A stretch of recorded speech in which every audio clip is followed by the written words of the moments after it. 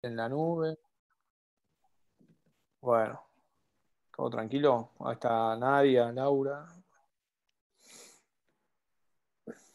Bueno, con Pilar nos vimos temprano, hoy a la mañana también. Así que está un día full, completo. Ciencia política pura, un día politológico puro. Después descansar ya. Te olvidás un poco. Hay que olvidarse Ojalá. un poco. Olvidarse un poco las cosas. Bueno. eh, Bueno, una cuestión más administrativa, las preguntas para el parcial van a estar la semana que viene. Ya tienen cuando terminen el práctico con Constanza, ahí ya habilitamos las preguntas. El tema de trabajos prácticos también ya vienen después, igual después del examen, así que el trabajo práctico 3 algo habíamos conversado la última vez que nos vimos, así que bueno, con eso estamos al día, ¿no? Habíamos conversado sobre los modos del trabajo práctico, etcétera. Así que bueno, la unidad 3 nos cierra la primera parte, eh, hacen el examen, tomamos el examen y bueno, continuamos ya la segunda parte y tramo final, pero bueno, quería confirmar porque si bien no hubo modificaciones, para confirmar lo que ya estaba pautado en el cronograma. Bueno, la idea de hoy entonces, de hoy y de la semana que viene, es trabajar sobre la idea de coalición o de coaliciones políticas en su dimensión, digamos, conceptual y en su dimensión histórica, en cierta medida, si bien siempre tratamos de que las dos cosas estén cubiertas y por supuesto lo conceptual ante todo. El textito que tenemos para hoy, el de César Taches, a mí me gusta mucho, es un texto que me parece que está muy bueno porque reúne dos condiciones que son importantes en un texto: bien escrito, claro, y con densidad, con contenido, ¿no? Uno en cada página va encontrando algunas claves de lectura, entonces eso me parece que es una virtud, en este caso, del autor. Después también está el texto de Ditela, pero es un texto más secundario, que seguramente algunas cositas capaz que diga, pero que va a estar más bien en el contexto de este texto, ¿sí? De hecho, César Tach lo nombra a Ditela porque, bueno, es uno de los referentes también en temas de coalición o en temas de discutir, digamos, actores sociales y políticos y actores coalicionales. Ditela, recuerden siempre, Ditela es sociólogo, una sociología política, pero una sociología histórica también, pero Tach es más politólogo, historiador, ¿no? Si bien ahora vamos a ver que él también presenta dos miradas fundamentales, pero digo, siempre Ditela está pensando más en esta idea de la estructura social, ¿no? Van a ver que, si ustedes miran el texto, rápidamente él apela a la idea de los actores como emergentes de una estructura social, lo cual también es muy importante justamente para entender la relación entre actores colectivos e individuales también, ¿no? Porque muchas veces tendemos, y Ditela lo dice en otro texto en realidad, lo dice en este, pero también lo dice en otro, como a cierto fetichismo de la persona, ¿no? De la individualidad, muchas veces no nos deja ver, nos opaca justamente ver los procesos en términos mucho más estructurales y como procesos emergentes que suceden o podrían o sucedieron o pueden suceder eventualmente más allá de las personalidades o de las individualidades. ¿Sí? Digo, eso es un registro muy básico, pero digo, al mismo tiempo es un registro necesario, porque si no, a veces tenemos a pensar, y muchas veces el análisis político hoy en día está muy viciado, ¿no? Quizás por esto de lo que digo, el fetichismo de la personalidad o el fetichismo del individuo, que siempre cumple un rol fundamental, un papel fundamental, ni hablar cuando pensamos la idea del liderazgo político o del liderazgo carismático, ¿no? O de movimientos populares nacionales, en fin, todo lo que sabemos en torno al papel en la historia y en las coyunturas que pueden tener los liderazgos, pero nunca perder de vista también los procesos históricos más complejos donde esos actores intervienen. Esa lectura casi que la inventó Marx, ¿no? En el 18 Sumario, que es un texto muy, muy, muy interesante, donde, ¿no? Los hombres hacen la historia, pero condiciones que no han elegido, ¿no? Dice Marx. Es una frase muy linda y una frase muy precisa también, ¿no? Como diciendo, bueno, tampoco nos vayamos de mambo, ¿no? Porque los hombres hacen la historia, pero, ¿no? Pero ese pero, en condiciones no elegidas incluso, dice Marx, ¿no? O sea, en una historia que le viene dada, que es muy interesante esa idea, ¿no? Ya después, Luis Althusser, que era muy provocador y muy inteligente, ya yendo un poco más allá, decía, me dicen que los hombres hacen la historia como si hacer la historia fuese hacer una mesa o hacer un chiste. Cuando hablamos de la historia, hablar de hacer es muy... hay que pensar mucho de qué hablamos. Por lo tanto, decir que los hombres hacen la historia es un problema, decía, ¿no? Una cosa es que un hombre haga una silla o haga una cosa, pero cuando hablamos de historia, hacer la historia, lo traigo un poco a modo de chiste, que en realidad Althusser estaba criticando un poco a Marx también, ¿no? Un poco raramente, siempre se reservaba, no sé si lo conocen, pero es un filósofo francés, muy criticado, bueno, ya después el postestructuralismo y todo eso como que un poco lo quiso enterrar, ¿no? Pero siempre me parece muy, muy actual en algunas cuestiones para pensar la historia en este caso, ¿no? Que no es el tema que nos compete de una, pero sí que está siempre dando vueltas cuando yo decía esto de la historia o la estructura social. Para nosotros son cosas, para el politólogo son elementos que no solamente los vemos en otras materias, sino que tenemos que siempre tenerlo eh, muy presente, ¿no? Digo, para también tomar distancia muchas veces del análisis más inmediato, ¿no? Porque uno tiende a pensar la política, bueno, Alberto, Macri, Cristina, bueno, retirémonos un poco también de eso, todos hacemos ese ejercicio inevitable, ¿no? Pero bueno, si miramos las cosas a veces con un poco más de detenimiento y pensamos los actores como actores sociales y como actores colectivos también, no solo como actores individuales, vamos a encontrar quizás también más claves de lectura, ¿no? Eso es un poco también lo que está diciendo Ditela, ¿no? En algún momento del texto, que la política en definitiva tiene que ver con las personas o con las individualidades, y yendo más allá con los liderazgos, podríamos decir, para darle un peso más fuerte, pero básicamente la política tiene que ver con la coalición de actores políticos o de actores sociales que se transforman en actores políticos, ¿no? Eso me parece que siempre es interesante. Y debemos evitar un poco personificar en política, ¿no? Pasa que, bueno, muchas veces Twitter no ayuda mucho en eso. Sí, yo creo, sí, tal cual. Me parece que es como una cosa sabida, pero al mismo tiempo hay que decirla, porque está muy bien. Si no, es muy, digo, las cosas porque estén en la presencia o en la presencialidad más real no significa que estén sabidas a veces, ¿no? Y hoy la discusión política es puramente personalista. Bueno, me gusta más mi ley, me gusta más esto. Bueno, digo, pero son emergentes también, ¿no? Digo, esto me parece que es algo que está en estos textos también. Sí, por supuesto que Twitter es, digamos, la ridiculización de la política, ¿no? Me parece que ya creo que llegó un punto con todo lo que uno puede hablar de la importancia de las redes. Por otro lado, tenemos la personalización de la política como un proceso histórico también, porque esto también lo hemos visto en otras materias, Bernard Manet, en fin, una serie de autores en relación a la metamorfosis de la representación, al cambio en la esfera pública, a la crisis de los partidos, algo que también ya vimos. Entonces, es más fácil hablar de política en términos de personalidades, ¿no? Y es un problema también, porque se pierde densidad analítica y perspectiva histórica, ¿no? Entonces, Macri Gato, está bien, sí, no sé, no me gusta, a mí tampoco me gusta Macri, digo, pero lo tengo que pensar, digamos, ¿no? Como un emergente en un proceso incluso relativamente largo ya, ¿no? De unos cuantos años en la política. Bueno, estas introducciones me parece que son siempre muy, muy, muy buenas para comentar, digamos, ¿no? Para entrar a los textos de otro modo.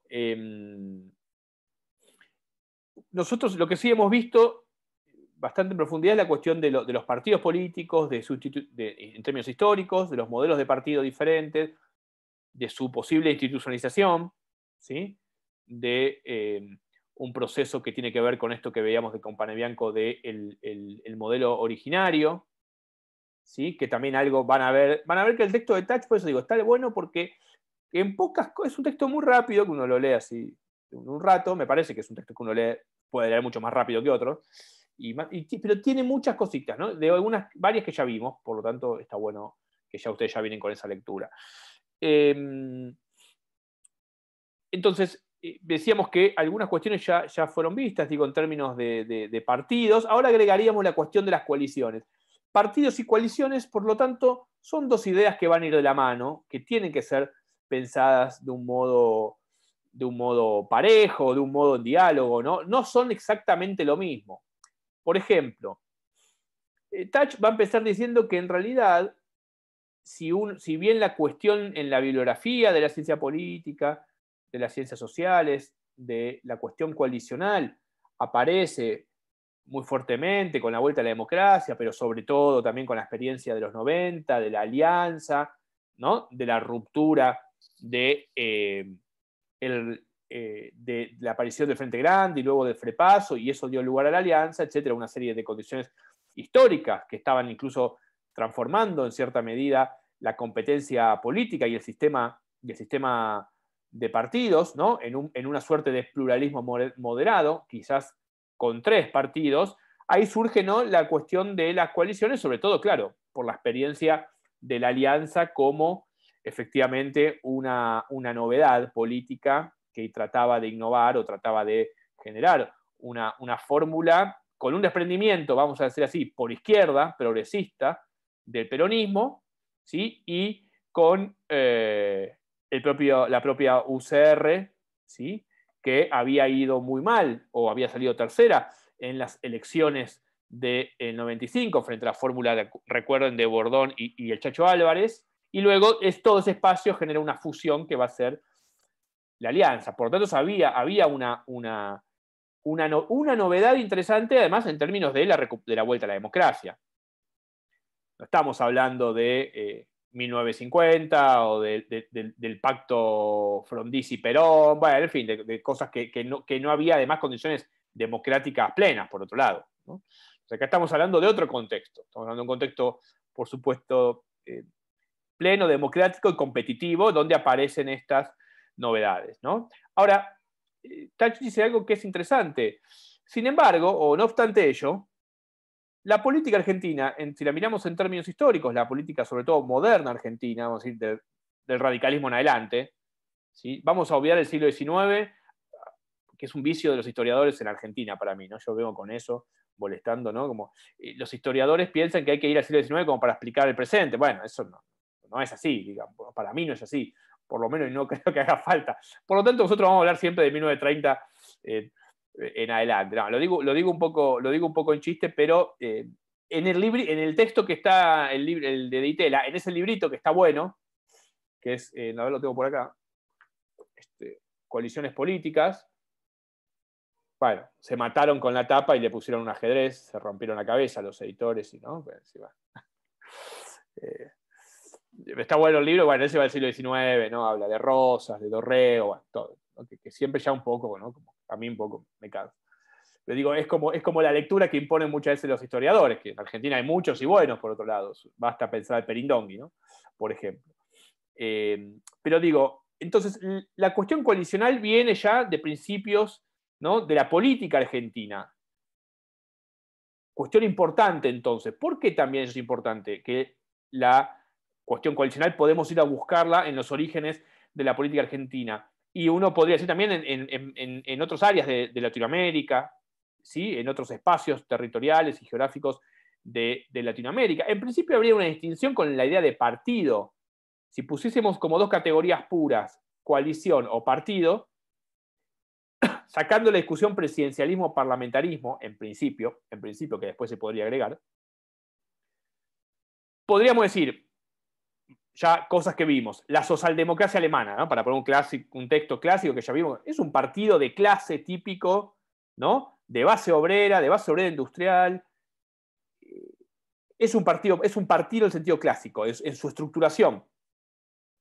No solamente porque es moderno, de masa, etcétera, sino que funciona como un partido. Aunque tenga sus orígenes esas dos ramas, etcétera, es un partido. Y su base social básicamente es una. Es la clase obrera industrial alemana, producto de la industrialización esa, que es muy potente, que genera obviamente toda una base social y material que da lugar de partido. En cambio, si uno tuviese que pensar la coalición, uno podría pensar ya más en una flexibilidad, en cierta heterogeneidad, ¿no? En el sentido de que y Tach lo dice, ¿no? Y Ditela también, las coaliciones son articulaciones de partidos en todo caso, pero ya lo que tenemos en todo caso son más de un partido, por supuesto más de una parte.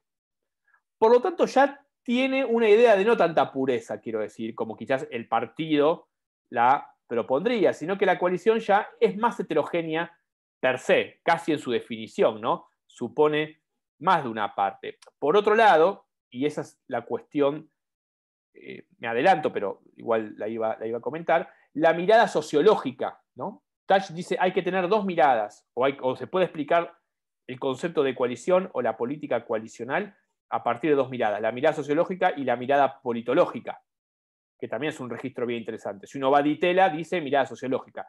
Bueno, la mirada sociológica tiene que ver entonces con una serie de alianzas, ¿sí?, entre sectores sociales, si hacemos una mirada sociológica. Quizás clase obrera, pequeña burguesía, sectores intelectuales, campesinado. Ya si empezamos, ¿no?, el populismo. ¿El populismo qué es?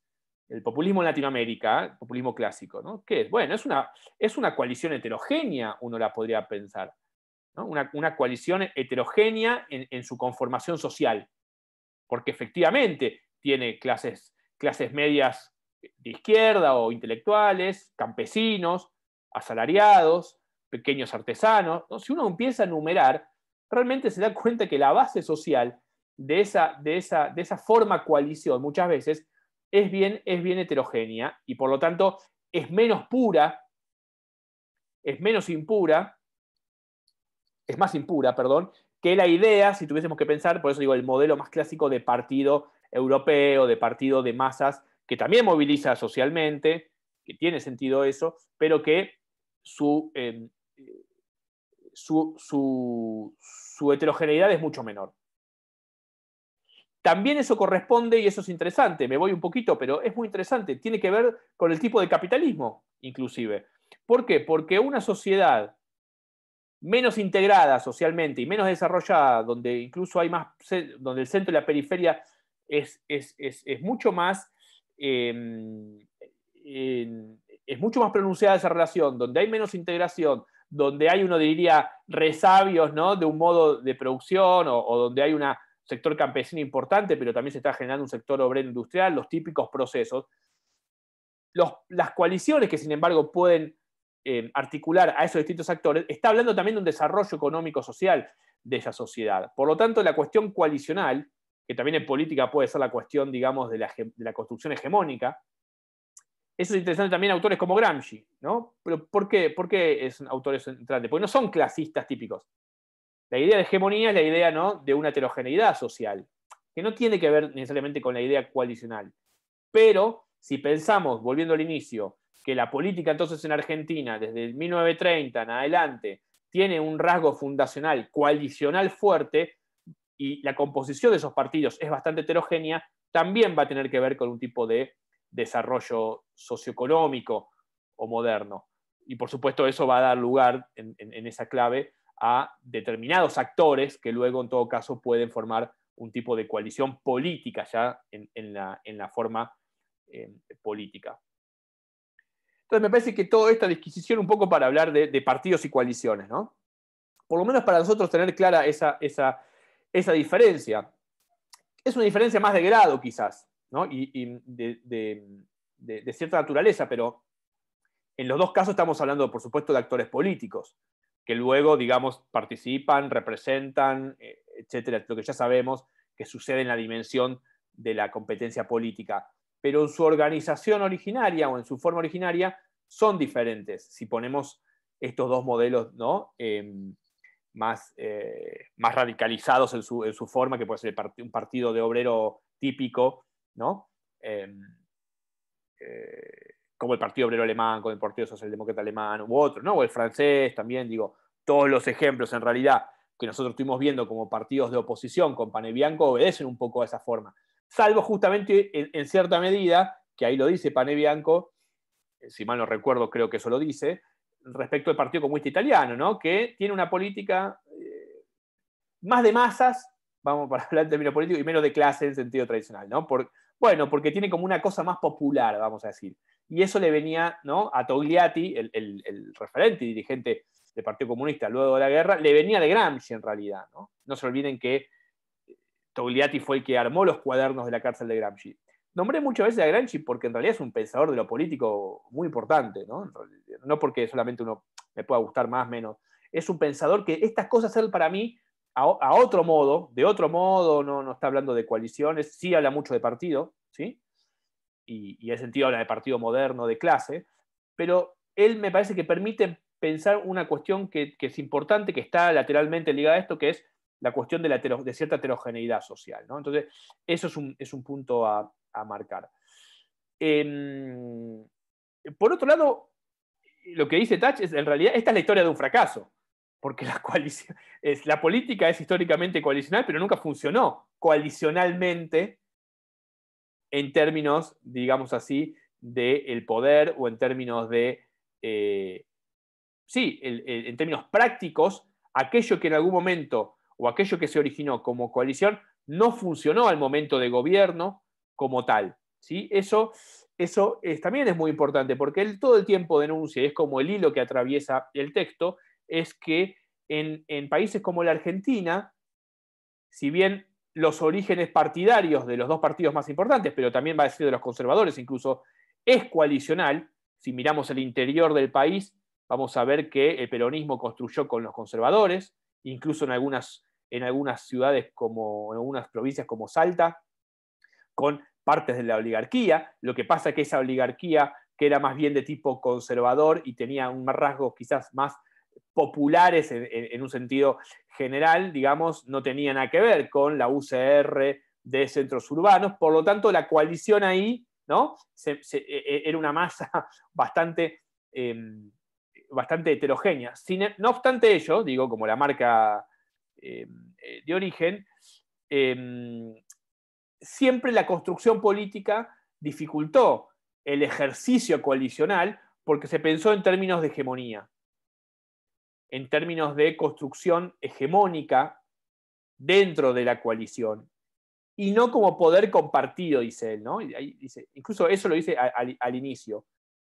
Se pensó y se elaboró y se llevó a cabo esa idea de coalición como no una posibilidad real de compartir el poder, y por lo tanto también lo que está pensando, bueno, es muy actual esto, ¿no? Por otro lado, digo, este texto también, digo, pone una luz, por supuesto, en las dos coaliciones que hoy son las principales de la política argentina, pero también, ¿no?, con lo que pasó hace muy poco, que ya lo charlamos, pero este texto viene como anillo al dedo, porque también habla de eso, este texto también habla de eso, ¿no?, de el frente de todos, ¿no? Parece que ahí también hay echa un poco de luz, ¿no?, sobre eso. Hay como una tentación hegemonista, digamos, ¿no?, va a decir él, en términos de cómo funcionan las coaliciones, que tienen que ver obviamente con reparto y posiciones de poder. Porque en definitiva, en una coalición va a haber un sector dominante, algún sector va a predominar. Es muy probable que, y esto también lo dice Itela, en partidos políticos o en movimientos o en coaliciones de base popular, con movilización social, quien hegemonice y quien domine la coalición va a ser quien tenga la posibilidad de movilizar esa base, ¿no? Que eso puede ser traducido como se dice, bueno, los votos de quién son, muchas veces también puede ser leído paralelamente, o quién moviliza más o menos, ¿no? Digo, que tiene que ver con discusiones ¿no?, que están dando vuelta, me parece, en algún sentido. Entonces,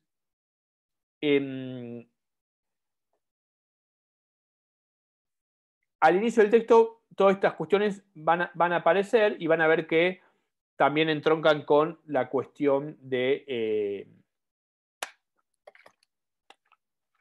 la posibilidad de que el sistema político argentino se transforme en un pluralismo moderado por la aparición, volvemos un poquito a eso, de la alianza, ¿sí? En 1997, 1999. ¿Sí? Ahí van a ver que aparecen algunas categorías también. En realidad lo que hace Tach es hacer un poco de rastreo bibliográfico, digamos, ¿no?, y citar en algunos autores.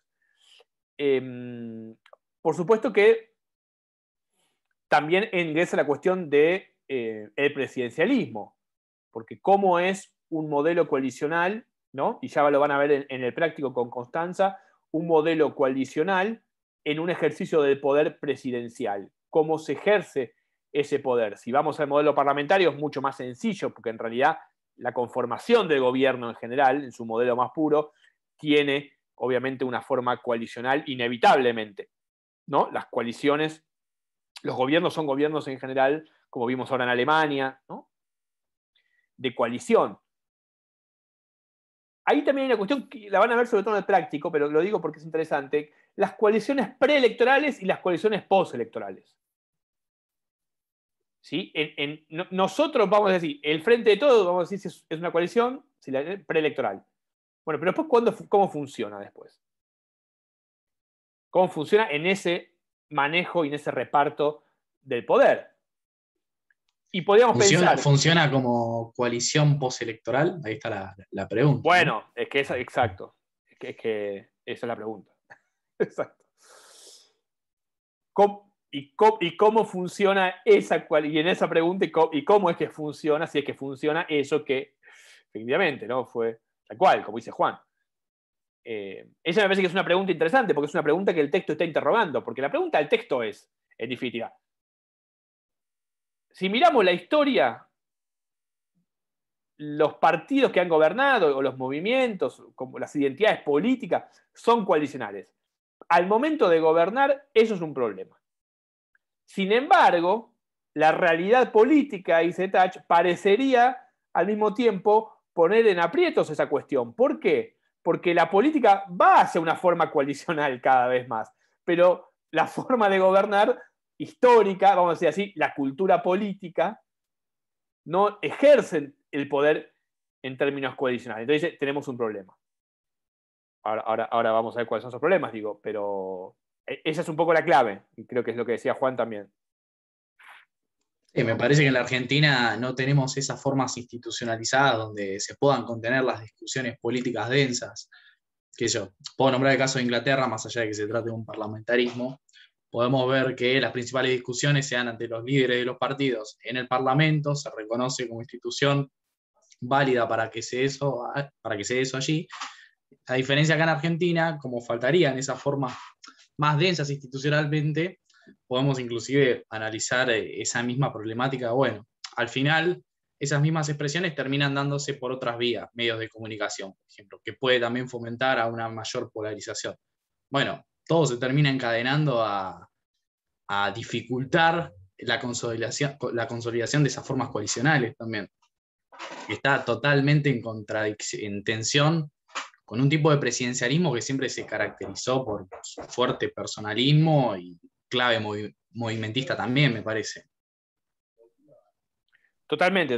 Eso que dice Juan es clave, ¿no? Digo, pensar entonces la coalición con el presidencialismo, la forma coalicional, que uno podría decir de nuevo ahí, vamos a decir, los pactos preelectorales, ¿no? Porque tiene que ver también con la capacidad, digamos, de las fuerzas de alcanzar el poder, y luego con un presidencialismo bastante fuerte, además, como presidencialismo, ¿no? No es un presidencialismo débil, que podría ser un presidencialismo más débil, hay algunas formas, ¿no? Sino que es un presidencialismo más bien en general bastante fuerte, y además en su sentido más de cultura política también reconocido así. Nadie está la gente no está en la calle diciendo, después sale uno y dice, bueno, si tuviésemos un parlamentarismo, pero la gente no está en la calle diciendo, ¿no? Me pongo un poco populista, pero digo, no está discutiendo el parlamentarismo. Digo, más bien, no sé qué está discutiendo, no sé si se está discutiendo mucho de qué. Está discutiendo otras cosas también muy más problemáticas quizás. Pero digo, no sé si el problema es, ¿no? La forma parlamento. Por otro lado, los parlamentarismos requieren de partidos disciplinados y bueno, ya hay una serie de encadenamientos importantes para que eso se dé. Y otra cosa que decía Juan, que es muy importante, digo, la cuestión de la institucionalización de ciertas prácticas. A mí me parece que, porque esa institucionalización, como muy bien dice Juan, me parece, debería tener instancias, ¿no? De formales, incluso formales en el sentido de rutinas de esas propias partidos o coaliciones de discusión de cómo esa coalición funciona y no mandar la carta a un diario. A mí me parece, con todo el respeto de la vicepresidenta, me parece que no. Esta es una opinión personal, ¿no? Acá Cecilia, perdón, que agarro la pregunta. En las internas, ¿cómo resuelven? El que. Sí, está bien, sí. No, Cecilia ahí puso en las internas, ¿cómo lo resuelven? La frase, el que gana gobierna, y el que. Sí, lo que pasa es que me parece que esa frase simplifica un poco algo que el texto quiere complejizar más, ¿no?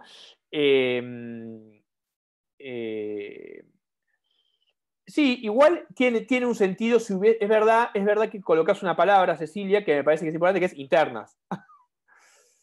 Que también es algo que hemos discutido, ya ahora no me acuerdo si lo discutimos acá o, bueno, con Fer, con Juan, con la cátedra tenemos un chat que charlamos a veces muchas de estas cosas y nos enganchamos en algunas notas que mandamos, y creo que habíamos discutido esto en algún momento, que es bien interesante lo que coloca Cecilia. La cuestión de la interna, digo, siempre estamos hablando de aspectos institucionales, ¿no? Digo, después también tengamos cuenta que el institucional no nos resuelve todo, ni mucho menos, ¿no? En los procesos políticos, en la política nacional. Pero es cierto que en este caso, si esa interna pone blanco sobre negro, obviamente el que gana el que pierde. Y en ese caso el que pierde debería acompañar, tomando lo que dice, cómo se dice, ¿no?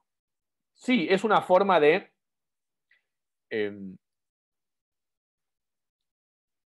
dirimir, que tampoco son la discusión, creo yo. Porque la PASO tampoco es que te resuelve la discusión. No resuelve, pero en realidad no se hace un trabajo en conjunto, sino que es un lugar más pasivo, acompañar lo que el otro conduce, sería. Y en cambio, digamos, una coalición más participativa debería ser todo más acordado, más convenido, ¿o no? Bueno, en términos, vamos a decir que en términos ideales podríamos pensar que sí, pensando que la coalición tiene una forma de funcionar o que debería funcionar de un modo. Por otro lado, muchas veces las partes son muy desiguales, porque las partes, vamos a decir así, aportan también a esa coalición cosas diferentes. Uno podría pensar que Elisa Carrió le aporta a la coalición cívica, sobre todo le aporta un valor simbólico, y lo digo como una cosa importante, no como una cosa menor, lo digo como un peso discursivo, de un imaginario moral, etcétera, etcétera, etcétera, de unas ciertas categorías e ideas que tienen que ver con la moral, la república, el clientelismo, la corrupción, etcétera, etcétera, etcétera, ¿sí? Muy importantes porque fortalece la identidad de un imaginario que al mismo tiempo se siente solidario de esas ideas, de ese universo, que también siempre fue muy radical eso, pero yo creo que ella, por ejemplo, lo condensa en la persona además, ¿no? Obviamente el radicalismo aporta un montón de otras cosas que ya sabemos, y la interna en su momento fue ganada por Macri, entonces, bueno, al mismo tiempo ganó Macri, ganó esa interna entre Sanz y Carrió, recuerden, y bueno, y es el presidente. Por lo tanto, de nuevo, volvemos a lo que decía Juan. El que gana las elecciones es ese en un presidencialismo y conduce, vamos a decir así, podríamos decir que conduce esa, o debería conducir esa coalición. Acá, con el Frente de Todos, tenemos más un problema, y quizás, o apareció un problema, o yo creo que está desde el inicio, en el caso que lo detectemos como un problema, pero me parece que lo que apareció tampoco nos debería asombrar tanto, que es que el liderazgo de ese espacio, y podríamos decir del peronismo actual, lo lleva Cristina, que eligió para que sea presidente a alguien que no tiene un liderazgo en ese sentido, ni es un líder histórico del peronismo, ni moviliza, digamos, ¿no?, a una fracción del peronismo, etcétera, etcétera. Quizás sí, en parte, me parece que y ahí sí, viendo las relaciones de fuerza y viendo los actores, volvemos a lo de Tela, es importante, quizás Alberto sí en realidad expresa o expresó en su momento cuando Cristina lo eligió una suerte de tensión entre el kirchnerismo y los gobernadores y los sindicatos. Entonces, Cristina no puede ser, pero Cristina puede sí decir quién va a ir, y eso sí consolida o cristaliza en Alberto, que también tiene el apoyo de los, podríamos decir, de los gobernadores, ¿no? Sí, alguien levantó la mano, adelante, hable. Creo que No, Laura estaba antes, no sé si quiere hablar. dale. Sí, no, yo les quería hacer una pregunta que ahora quedó porque la habían levantado hace mucho. Cuando estabas hablando de coaliciones, y que, a ver, Juan Ignacio hablaba como que acá las coaliciones son preelectorales y luego después en la práctica nunca pueden consolidarse como tales. O sea, no pueden gobernar como tal. Yo pensaba en el caso de Néstor, en el primer gobierno, cuando él lo asume con la nada misma, y las coaliciones en realidad son todas postelectorales, y nos gusta o no, hizo un buen gobierno. ¿Y cómo, no sé si puede explicar eso, o no sé? Sí, no sé si lo puedo explicar, pero puedo decir algo. Bueno, ahí está la cuestión de la transversalidad, ¿sí? Que también es un texto que van a ver un poco con... Es un texto que tenemos ahí para usar en el práctico de Javier Zelaznik, que es un politólogo, donde él habla, digamos, de la transversalidad kirchnerista, ¿no? Que, bueno, efectivamente tiene algo de esto que decís vos. En ese caso, además, por un lado, el peronismo se encolumnó. Hasta un cierto momento, una parte del peronismo, ¿no?, se encolumna, digamos, detrás de aquel que triunfa, ¿sí?, que es Kirchner. Por otro lado, lo que Kirchner lee muy bien, como decís vos, Laura, o creo que estás intentando decir eso, es necesito para gobernar legitimidad y necesito construir una fortaleza de otros actores que en un contexto de mucha fragmentación, por otro lado, eso no es un dato menor, porque las fuerzas políticas también estaban, no sé si atomizadas, digo, pero estaba estaba muchas cosas en un punto donde se permitía quizás una capacidad de establecer relaciones, ¿sí?, e idas y vueltas y agrupar, digamos, a actores que quizás en otro momento no, y quizás hoy tampoco, seguramente.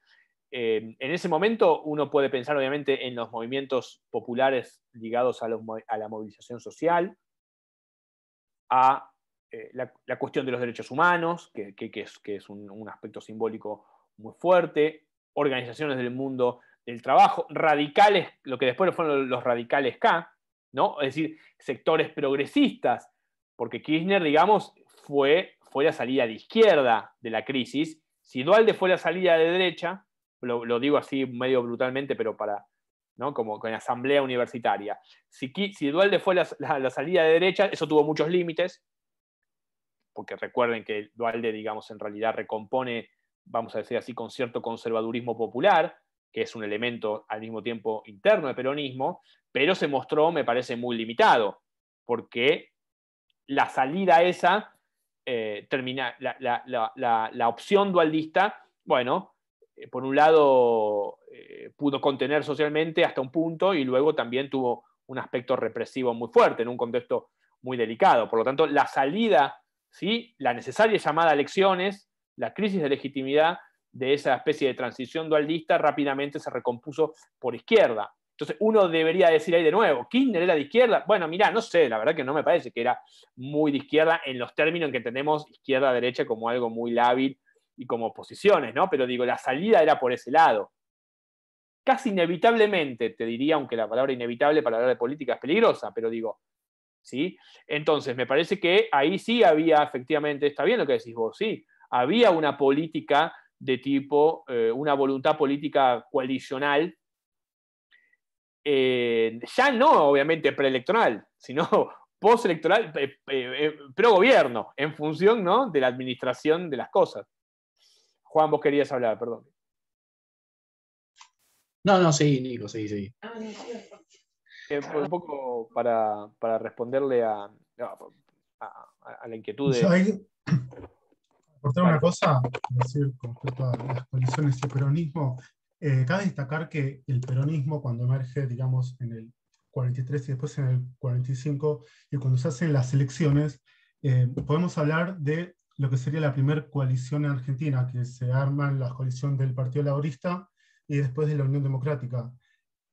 A partir de que se arma digamos, la coalición del Partido Laborista, que incluiría el Partido Laborista de la CGT, a la Unión Cívica Radical, Junta Renovadora y el Partido Independiente, arranca como coalición y luego del gobierno, luego que efectivamente gane las elecciones y que se tendrá que armar, digamos, la coalición de gobierno, Perón dice que este es un gobierno, de hecho en la coalición Partido Laborista se transforma en el Partido Peronista, esto es un gobierno que representa no los intereses sectoriales o de los distintos partidos que participan de la coalición, sino que representan los intereses del pueblo, y ya no, digamos, con respecto al contexto internacional, donde podemos decir, por ejemplo, en Alemania, que existe el partido de clase trabajadora, y que por ahí, entre estos países europeos, Alemania o el Reino Unido, donde está el Partido Laborista, se podría decir que está la clase trabajadora y la burguesía dentro de su propio país, sino que Perón plantearía que en Argentina, y también como hablaba Nikos, con características de Argentina o Latinoamérica o países de la periferia tercer mundo, en donde no hay una clase trabajadora que se concibe como sí, sino que también hay distintas identidades como pueblos originarios y demás. Ahí lo que Perón diría es que esta coalición representa los intereses nacionales en contraposición a intereses internacionales, y que en última instancia tiene representantes locales que tienen una cierta conveniencia con intereses internacionales. Así que por ahí también, ahí es donde se empieza a dificultar la concepción de coaliciones si representamos distintos intereses locales o un interés nacional con respecto a intereses internacionales. Eso creo también, y ahí cuando, lo que decía Laura, cuando Néstor asume, de hecho él plantea, acá tenemos un país que por ahí está devastado y tenemos que recomponer la identidad nacional y salir digamos, desde el pueblo, y ahí es cuando establece digamos, las coaliciones con los movimientos sociales y va a reconstruir una identidad nacional para salir adelante por ahí. Eso solo. No, está bonito. No, ahí Fer, me parece que hay varias cosas, está muy bueno lo que comentás. A ver, por un lado, una idea que me parece que es interesante, la idea de interés, ¿no? La idea de interés nacional, ¿no? que Fer comentaba respecto muchas veces en estos contextos más periféricos, ¿no?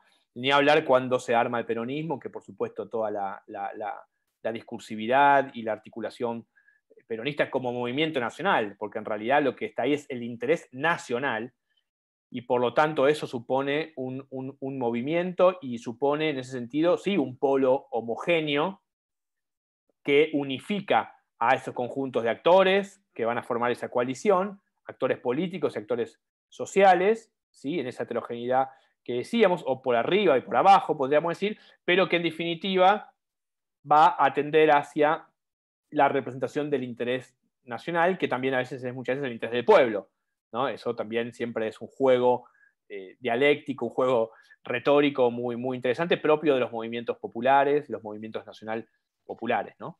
Yo ahí puedo acotar algo. Yo me parece, haciendo una interpretación propia, me parece que a lo largo de la historia han habido actores, grupos que han intentado recuperar, si se quiere, ese interés nacional del pueblo. Yo creo que Raúl en su momento, con el tercer movimiento histórico, algo de eso quería recuperar en su momento, me parece. Esto nos sirve también un poco para pensarlo en clave sociológica capaz, bueno, cuáles son los clivajes que terminan estructurando el propio sistema. Existe un campo nacional y popular como tal. Yo creo que ciertos actores políticos quieren en algún punto poder aglutinar ese sector. Me parece que Raúl, después Néstor, con la transversalidad un poco quisieron plantear eso. Bueno, es una buena pregunta para hacerle al peronismo hoy, ¿no? Digo, sé que como que... por un lado, me parece que ciertas retóricas no tienen el efecto que tenían antes, ¿no? Me parece que también seguir muy atado a determinadas formas de identificación, diría, ¿no? Me parece que es peligroso porque muchas veces se torna conservador eso. En movimientos o en espacios que siempre han tendido, digamos, ¿no? han tendido y han tenido como insignia la transformación. La idea de un horizonte, ¿no? La idea de que, en fin, no la defensa del statu quo, vamos a decirlo así. Por otro lado, bueno, esa pregunta no sé si tiene una sola respuesta, obviamente es interesante hacerla, pero si habría un interés nacional, la coalición entre, vamos a decir, entre Alberto, Cristina y Massa, para ponerle un nombre muy visible, aunque creo que es más que eso, supuestamente estarían tratando de suturar esa supuesta división o esa supuesta confusión que hubo en algún momento respecto de esta defensa del interés nacional, que, digo, me parece que también al mismo tiempo es más complejo. Por lo tanto, digo, la coalición ahí sí puede funcionar, la idea de coalición puede funcionar, tomando también lo que decía Fer, como esa forma que permite en determinados momentos, ¿no?, una articulación, vamos a decir así, una conjunción de elementos políticos, sociales, económicos, ni hablar entonces si estamos además en la periferia, tomando esto que yo decía y que Fer también nombraba, de cierta mayor heterogeneidad o cierta diferenciación, que es como algo que decía Juan también de los clivajes sociales, ¿no? Porque los clivajes también son importantes para pensar la política, ¿no? No solamente son sociales, sino también son políticos e ideológicos, ¿no? Porque muchas veces, digamos, clases sociales o sectores sociales que se identifican con opciones políticas que socialmente no tienen mucho que ver desde el punto de vista de su origen social o de su conformación social. Por lo tanto, me parece que es muy interesante el tema porque también Tach dice algo que es la inestabilidad de las coaliciones. La inestabilidad de las coaliciones al momento, ¿no?, al momento de... ese es como el dato estable, ¿no? La inestabilidad es el dato estable, en el sentido de que es muy difícil muchas veces que esa coalición pueda funcionar como tal. Por lo tanto, la coalición tendría un momento, digamos, estructural o originario, ¿no? Los partidos y los movimientos en Argentina son coaliciones, se forman coalicionalmente. Luego podríamos tener un segundo momento, pienso, que podría ser cuando las coaliciones se conforman para competir políticamente, que también puede ser pensada como la idea de frente, es decir, lo que hablábamos antes de coaliciones preelectorales, y después, ¿no?, el primero sería un rasgo estructural, vamos a decir así, de la política argentina, y después las coaliciones ya en su estrategia política o en su táctica política, mejor dicho, al momento de funcionar. Digo, lo de Cristina resuena mucho porque efectivamente lo que pone en juego son cómo funciona esa coalición. Bueno, perdió las elecciones, bien, perdieron fuerte, ¿no? Sí, Juan. Estoy muy pesado, pero nada, me parece que este es como la unidad clave de toda la cátedra, me parece, como que sirve un poco también para relacionar todo. No, hacerte una pregunta a vos me parece también para poder fomentar acá el debate un poco. ¿Cuál pensás que es el rol de Cristina en la conformación o, si se quiere, en la solidificación de la coalición de gobierno hoy? ¿Vos pensás que suma, que resta? Yo podría hacer una doble lectura ahí.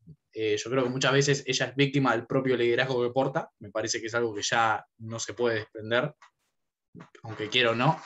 Pero me parece que por momentos, como que se quiere desde la cúpula de la coalición, querer, si se quiere, abrir esos espacios de deliberación dentro de la coalición. No sé, lo pienso por ahí en escala, a escala más federal. Yo creo que, por ejemplo, la elección de Mansur como jefe de gabinete es un intento también de recuperar un poco ese sentido más horizontal, no sé si decirlo así, pero un poquito la apertura hacia las provincias, que parecía que se había perdido en el primer tramo del gobierno. Y bueno, creo que la elección de Mansur fue más propuesta de Cristina, no sé, me podrías corregir en ese caso. Yo entendí que fue un poco el movimiento así, pero bueno, nada. Preguntarte cuál pensás que es el rol de Cristina en la conformación de la coalición de hoy. No, a ver, lo de Mansur no tengo idea, tengo la misma información que vos. Sí, a ver, uno rápidamente dice, bueno, Mansur, interior, Tucumán, tipo con cierta presencia. Ese jefe de gabinete, bueno, también esa es un tipo de institucionalidad creada, ¿no? Me parece que también puede ser interesante ver eso, porque es un tipo de institucionalidad creada en el 94, ¿no? Para hacer un tipo de coordinación ministerial. Es una figura que pasó a ser relevante, sobre todo porque las personalidades, en muchos casos, fueron relevantes. Por un lado eso, digo, me parece que a la primera lectura que uno es devolverle peso político, como lo que decís vos, al gobierno. A mí me parece que el problema es más grave que el jefe de gabinete, digamos, si tuviese que hacer algún tipo de rápido análisis ahora, me parece que tiene que ver más con una cierta desorientación. Los peronistas más clásicos dirán, bueno, falta que no es conducción, porque vos podés gobernar pero no conducir, ¿no? Manual, conducción política Perón. Conductor, que es una idea que está.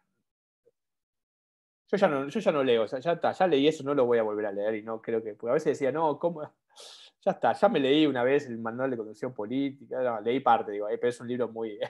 Son las clases de Perón, porque Perón, hay que decirlo, era profesor, era el menos militar de los militares en realidad. El tipo era más un intelectual, más un pensador que un milico, digamos, en sentido al contrario, ¿no? Digamos, milico muy rígido, muy. Perón me parece un tipo que también, dentro de ser parte de esa casta, de ese grupo social que son los militares, me parece que era bastante plástico y bastante inteligente y muy lector sobre todo, ¿no? Bueno, bastante inteligente, no voy a decirlo yo acá, digo, ya me parece una arrogancia, pero digo, quiero decir que pensaba políticamente, esto quiero decir, ¿no? Claro, está claro eso. Después fue criticado por mucha gente, dijo, no, bueno, en realidad él aplicó lo militar a lo político, en fin, hay muchas discusiones sobre el grado, ¿no? De cómo no la militarización de la política, pero sí la mirada militar, ¿no? La construcción del otro, más en esa clave, etcétera, etcétera. Me parece que creo que lo que estuvo dando vuelta en el aire, no lo digo yo así, no lo voy a decir, pero me parece que lo que sí se dijo es, o lo que se intentó decir es que Alberto gobierna pero no conduce, es el presidente. Esa idea del peronismo es muy clara, y quizás sí lo que dice Fer tenga relación con lo que vos preguntabas, Juan, a propósito de Cristina. Cristina quizás que representa esa idea, ¿no? Es la que puede efectivamente consolidar, o más que consolidar, unificar, ¿sí? el peronismo, porque de hecho lo ha hecho de cara por lo menos a un momento electoral, ¿no? Y cumple esa función ya casi como una misión histórica, ¿no? De poder reordenar las piezas de ese tablero peronista, vamos a decir. Ahora, el peronismo, vamos a decir peronismo si no, pues empezamos al frente de todo. Bueno, vamos a decir, el peronismo realmente existente, ¿no? Me parece que hoy está en un momento crítico, pero que viene de antes de las elecciones, ¿no? Me parece que tiene que ver con cierta no elaboración de la derrota del 2015, el gobierno de Cambiemos, la aparición de esa fuerza que hoy, ¿no? Que Macri se fue con el 40% de los votos, no nos olvidemos de eso, ¿no? No es que perdió por 20. Alguien dijo otro día, perdió, lo matamos. No, flaco, le ganaste por 8 puntos. O sea, en un bipartidismo, o sea, en un sistema, ganaste primera vuelta, bien, porque podés. Sí, Alberto hizo una elección buenísima, pero no es la elección de Cristina, digamos, no sé, yo tal vez estoy equivocado y 8 puntos es una pero me parece que se ganó, que Alberto ganó muy bien en primera vuelta, pero el otro sacó 40 puntos. No fue 48-30, 45-30, es decir, knockout. ¿Qué quiero decir con esto? Que la otra fuerza política importante en Argentina tiene una legitimidad y tiene una capacidad de movilización y de voto muy importante, que me parece ahí que no hay una reflexión sobre eso, sino más bien que se repiten fórmulas ya sabidas. Tal es así que el anterior jefe de gabinete, 2 días antes, o un día antes, o 2 días antes de ser eyectado de la función, por pedido de Cristina claramente, le echó la culpa a los medios. Entonces, digo, ya estoy opinando casi como si me invitasen a un programa de radio, me invitaron ahí en Mar del Plata otra vez Marcelo Rojas, que tiene un programa de radio, hablaba un poco de política ahí en Vorterix. No sé, no está Marcelo hoy, creo. Pero digo, echarle la culpa a los medios es no querer hacer política. No se puede, y esto lo digo para la formación nuestra también, nosotros no podemos, los medios son malos, son malísimos los medios, son malos en su información, en su calidad, en sus periodistas, son malos, son de mala calidad, quiero decir. Representan intereses, operan, pero lo hicieron desde siempre, y si vos tenías legitimidad, la selección la ganabas por afano, y la ganaste bien en el 2019, con un gobierno muy malo de Macri.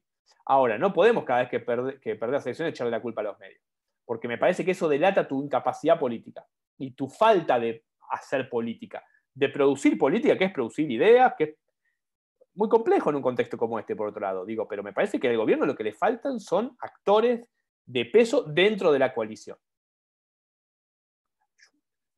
Digo, uno mira a quién de repente los cambios que se hacen, las personas que se sugieren, me parece muy sintomático, me parece grave, yo estoy preocupado. O sea, a tu pregunta ya me pongo como testimonial, pero digo, entonces, es una coalición, hay distintas fuerzas, bueno, no hay una circulación, me parece interesante, de la política. Políticamente no funciona como una coalición, yo lo que veo desde afuera y algunas cosas que conozco desde adentro, de cosas que me cuentan. Me parece que no hay, ¿no?, un funcionamiento seguramente desigual, porque el kirchnerismo siempre llevaría la voz cantante por una cuestión hasta legítima. ¿Por qué no? Digamos, ¿por qué no? Si sabemos que el ascendente de Cristina sobre la sociedad, la organización, etcétera, etcétera, etcétera. Pero bueno, ¿qué Grabois y toda esa gente, los movimientos, ¿qué esos dónde están? ¿Qué son? ¿Dónde están? Ahora está muy, ¿no?, la economía popular, bueno, todo eso en parte también en realidad es una gravitación del peronismo que no lo tiene ordenado, me parece a mí. Que no sabe muy bien, ¿no? Me parece como... Me parece, no sé, digo, supuestamente Alberto, el albertismo, todo eso dialoga más con, ¿no?, sería más representativo de eso. Y el sindicalismo, bueno, el sindicalismo también tiene muchos problemas, porque el sindicalismo tiene una representación vetusta, son todos viejos, todos tipos, todos gordos. No, ahí no quiero poner un elemento discriminador, pero ¿no?, los gordos, digo, pero no hay, no se les cae una idea, muchachos. O sea, son parte del peronismo, pero bueno, también no deberían cumplir necesariamente funciones políticas ni aportar en ese sentido, ¿no? Me parece que en este contexto están ahí, bueno, resistiendo. También hay un mundo de trabajadores formales, otros de trabajadores informales. El sindicalismo podría ser un poco también más combativo, me parece, ¿no? Básicamente respecto a su relación con las patronales y con las empresas, digamos. En fin, digo, hay una serie de elementos que se van agregando. Por otro lado, el sindicalismo es parte, en este caso, bueno, Fer también hablaba del laborismo, ¿sí?, que es un ejemplo muy parecido en ese sentido al peronismo, y eso lo hemos visto en los partidos de oposición, en la institucionalización, perdón, en los modelos originarios, como el sindicalismo es fundamental, y en el peronismo es fundamental, ¿no? Sería parte también, sería un actor socioeconómico, o un actor sindical, vamos a decirlo directamente, que es parte de esa coalición, ¿no? Por supuesto, luego, en la forma política que asume esa coalición, el sindicalismo ocupa un lugar más subordinado, me parece, ¿no?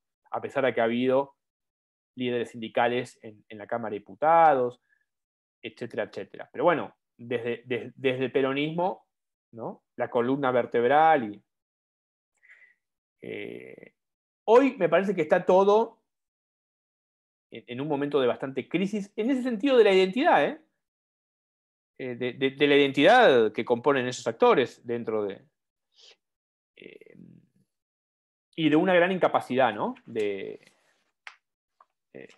Bueno, ahí, digo, siguiendo un poquito también con... Bueno, no sé, Juan, respondí esto así como a modo más de opinión, pero digo, qué sé yo, no. Es como... No sé, a mí me parece que hay algunas fórmulas que están agotadas. O sea, que necesitan un cambio. A mí me importa mucho y creo que es fundamental, y un poco siempre me he orientado a eso, que siempre insisto, con, bueno, las ideas y los discursos en un sentido fuerte, Los partidos políticos han tenido ideas, tienen que tener ideas programáticas, tienen que tener intelectuales, sectores, en fin, una serie de, llamémoslo como, pongamos los nombres que querramos, quizás hoy son otros, pero lo que yo no veo es que haya una verdadera circulación de esos elementos en un frente que además es súper amplio. Entonces, ¿no? Eso sí me parece más de una pobreza que parece ser una incapacidad. No sé bien cuál es, de qué se nutre, ¿no? De otras cosas, también nutrirse de experiencias de afuera. Me parece que hay muchas veces un gran provincialismo para hacer política, ¿no? Una suerte de conservadurismo, inclusive. Conservadurismo en el sentido más semántico, ¿no? De la palabra. Puede ser un conservadurismo de derecha, puede ser por izquierda.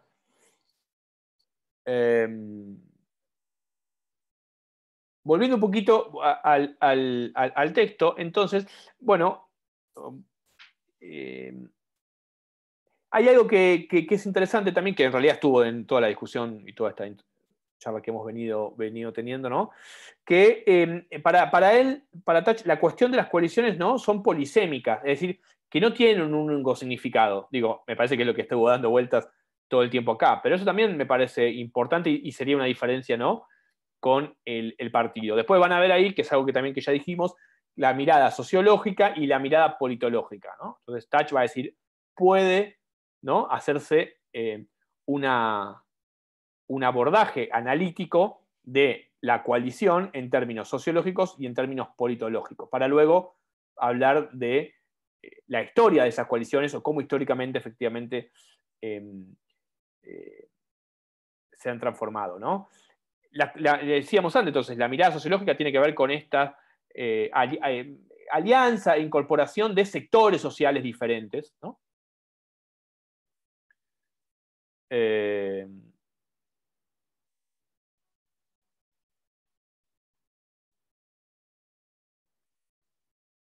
Sí, sí, tal cual ahí Nadia comenta.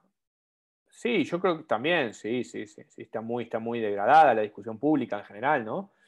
Ahí también es verdad que por los medios, pero bueno, los partidos ahí tienen de nuevo, los partidos, las coaliciones, los actores políticos tienen que poder combatir eso, digo, poder colocar una palabra diferente, ¿no? Me parece. Y eso tiene que ver con los dirigentes que tienen, en fin. Es una serie, ¿no?, de mediaciones institucionales con los que los partidos cuentan. A mí me parece que sí, en general no hay una capacidad de innovar, vamos a decir así, ¿no?, por parte de, sobre todo de aquellos partidos que se presentan históricamente y que han sido más innovadores, transformadores, digo, ¿no? Laura comentaba el caso de Kirchner. Bueno, Kirchner fue muy innovador, hay que decirlo, ¿no? Laura misma lo decía, ¿no? Fue un presidente que, bueno, en un contexto muy especial donde muchas cosas estaban por hacerse, ¿no? Pero me parece que hubo una capacidad política, pero también una capacidad de escucha, digo, en fin, una capacidad de nutrirse, ¿no? Me parece que hay que volver un poco a esa idea, ¿no? Sí, también ahí Nadia comenta la cuestión de los cuadros, bueno, exactamente, ¿no? La cuestión de la formación política. Sí, es. Por eso digo, llamemos los cuadros, llamemos militantes, llamémoslo intelectuales, llamémoslo, digo, puede ser una serie de actores muy diferentes. Y además me parece que hay mucho material disponible para eso. Lo que pasa es que, bueno, hay que convocar, hay que interpelar, digo, hay que nutrir. ¿Qué dice Cecilia? Sí. Bueno, sí, también hay algo de eso, ¿no?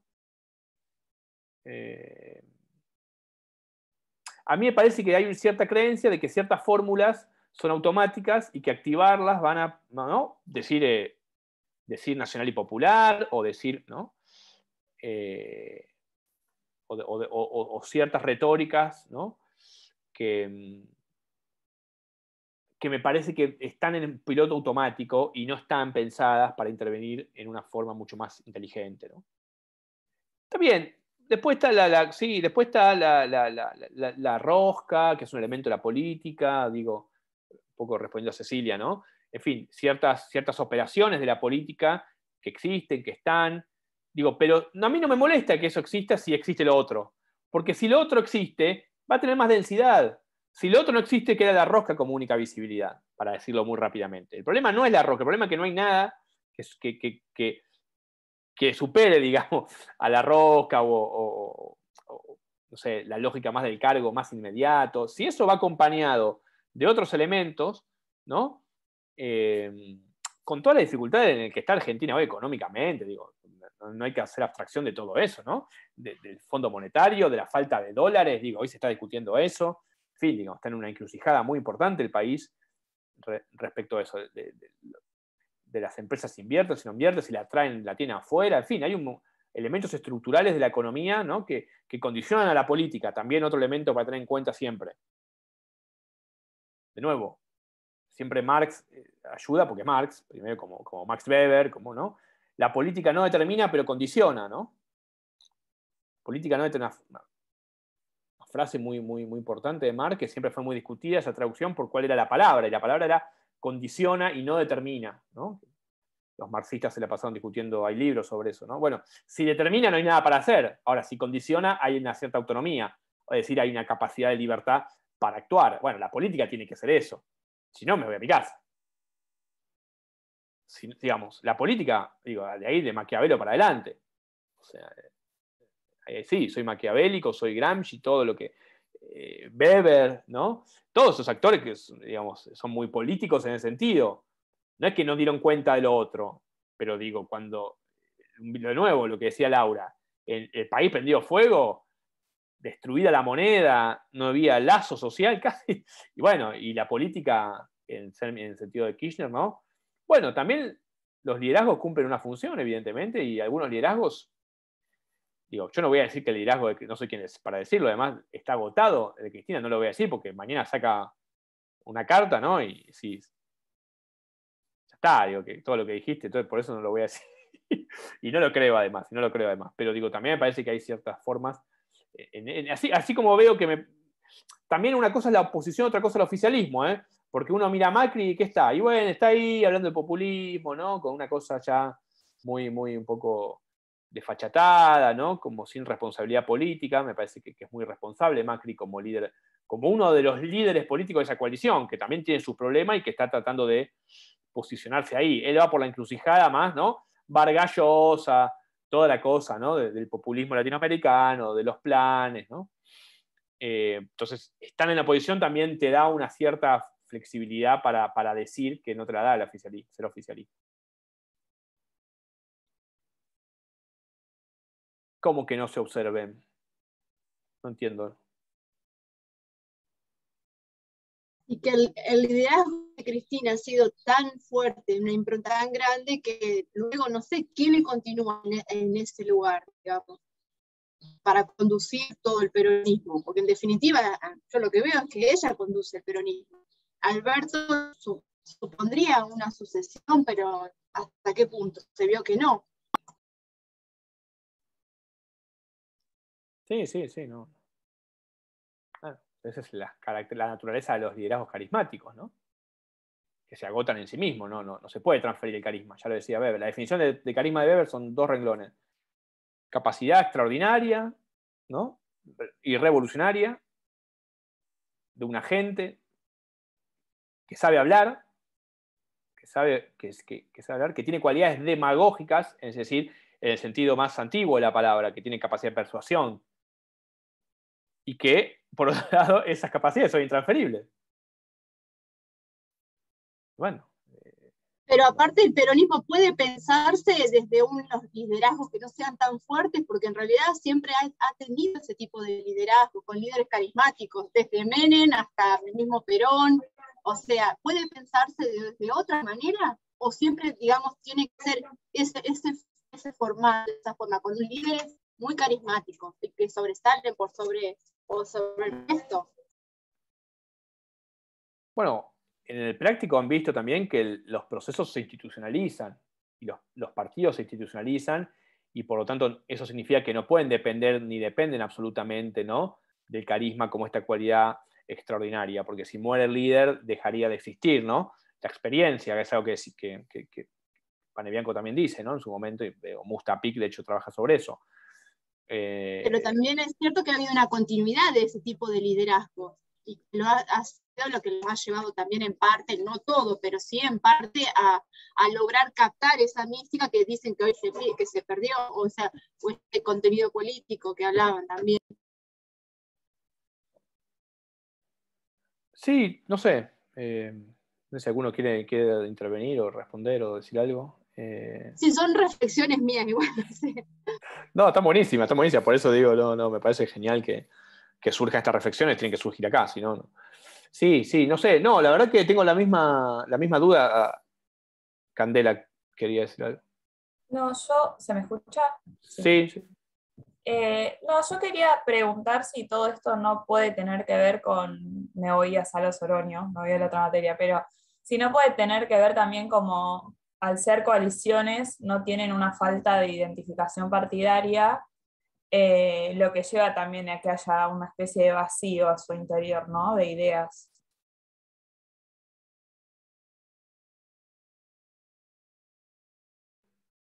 Como a ver, como si lo puedes desarrollar un poco más.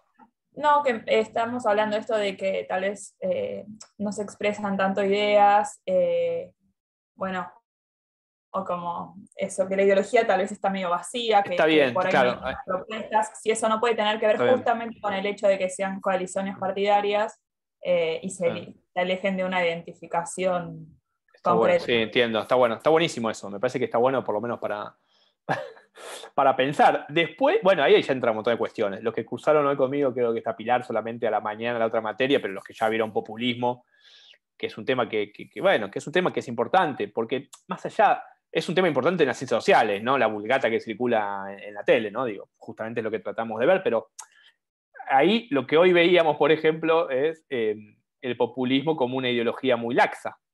Populismo, movimientos nacionales populares, digo, ampliando la idea, ¿no? Gino Germani en un momento también la trabajó de ese modo, me parece que hay que salir también un poco del populismo y pensar esto más en movimientos nacionales que se definen como nacional y populares, que bueno, eso también podría estar, digo, hoy estaría también en un punto crítico en el sentido de su reformulación, hacia dónde va, porque la pregunta que está en definitiva bordea, bueno, ¿hacia dónde va eso?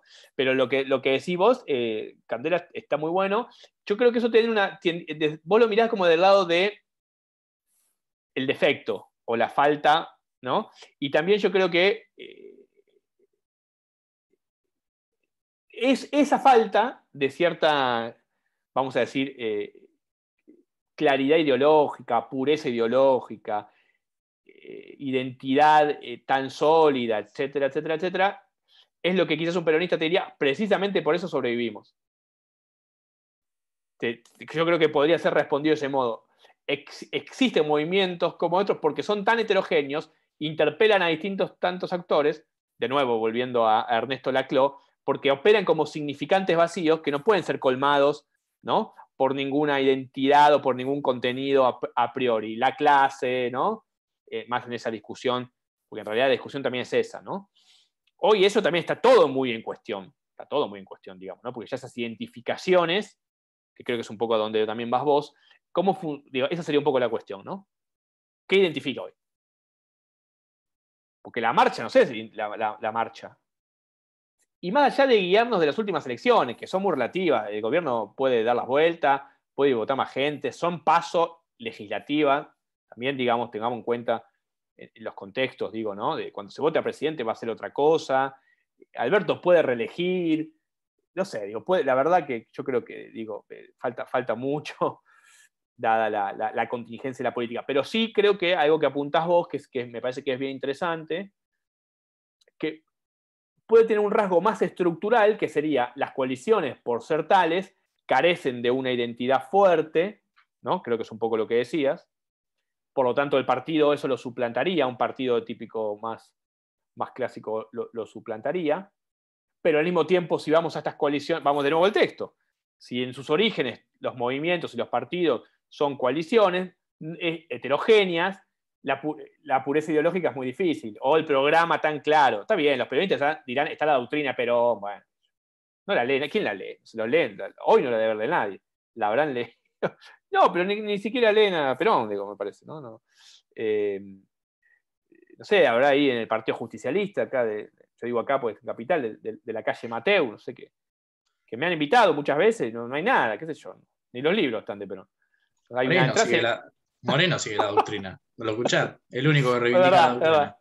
No, entras y hay una virgen, ¿viste? Y bueno, ¿dónde estoy? ¿En una iglesia o en un partido político? ¿Viste? Está bien. Ahí centramos en el catolicismo y el peronismo, en fin, una serie de cuestiones más históricas que también son bien interesantes.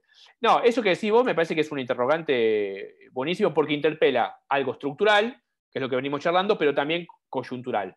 Digo, la falta, ¿no? de identificaciones, ¿verdad? De Amílcar, ¿no? Que vos tomabas el texto de Amílcar Sá Oroño de sistemas políticos comparados.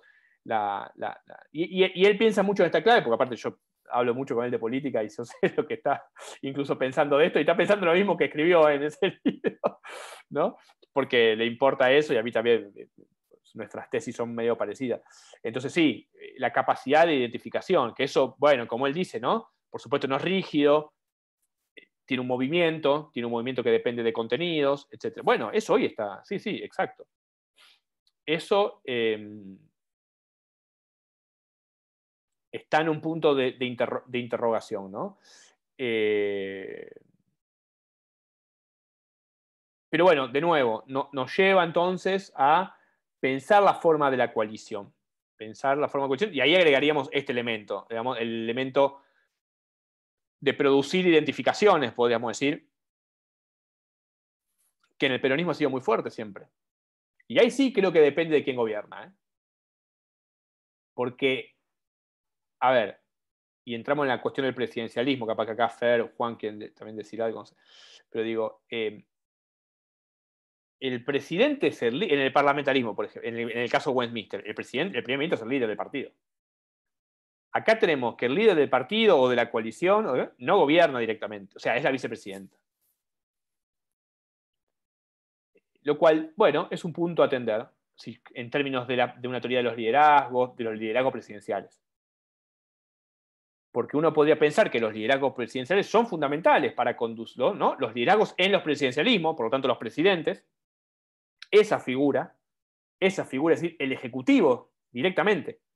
Estamos hablando, ¿no? Vamos sumando capas.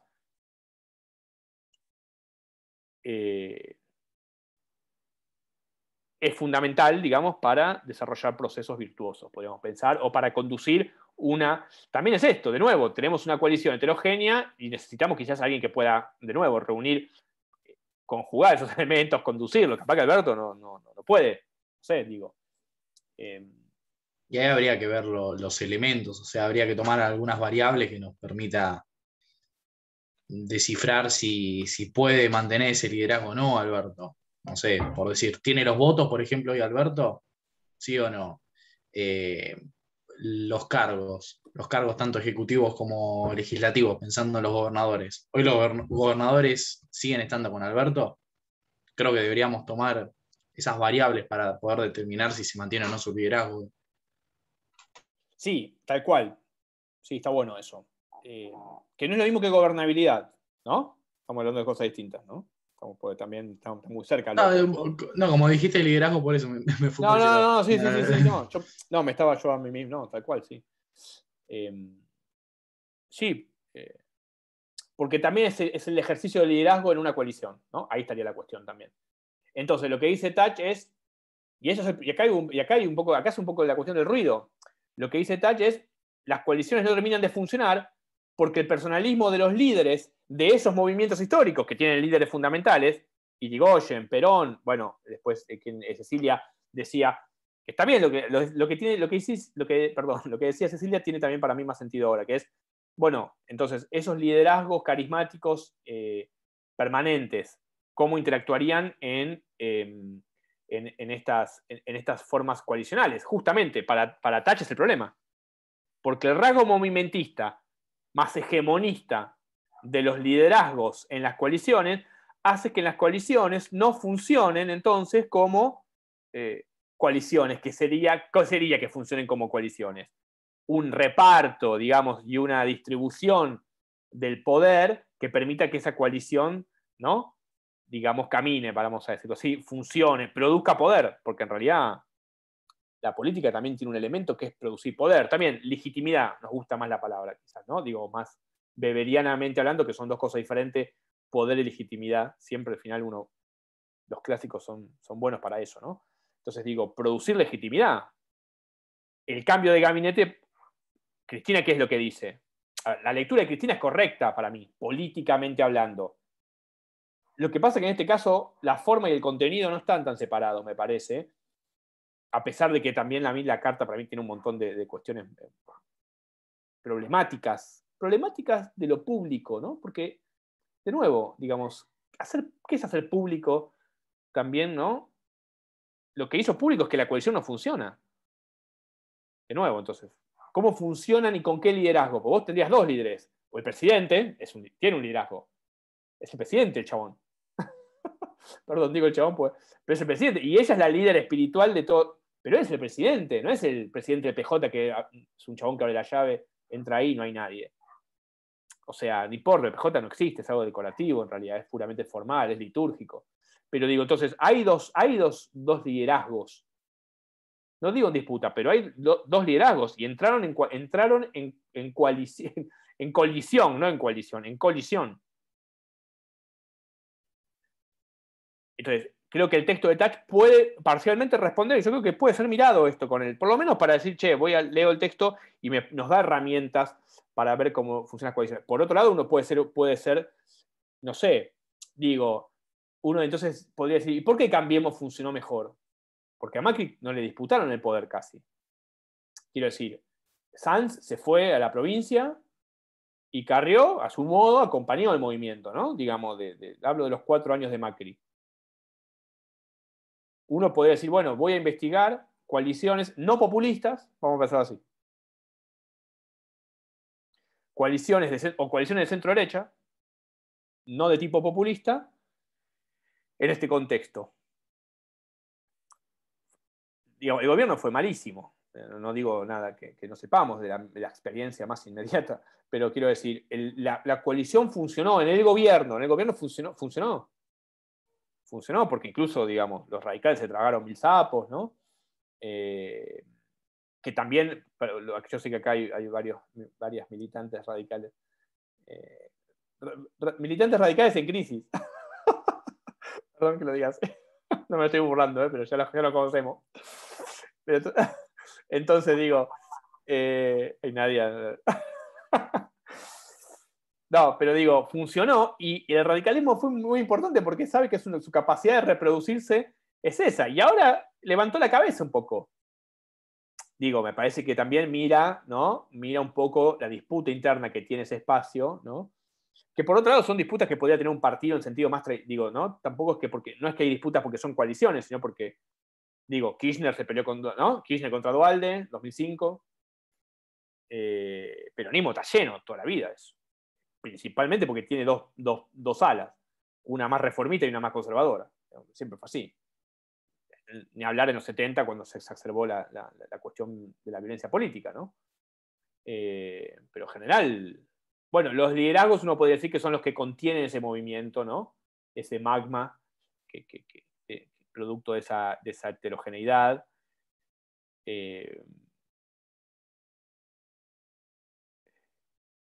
Y bueno, y quizás liderazgos puros de Cristina solo no alcanzaba tampoco, porque también tiene que ver con lo que decía Candela, ¿no? Digo, quizás, digamos, en términos incluso electorales, siempre, ¿no? Se dice Cristina tiene el 30 y pico, ¿no? Esto de Cristina tiene el 30 y pico.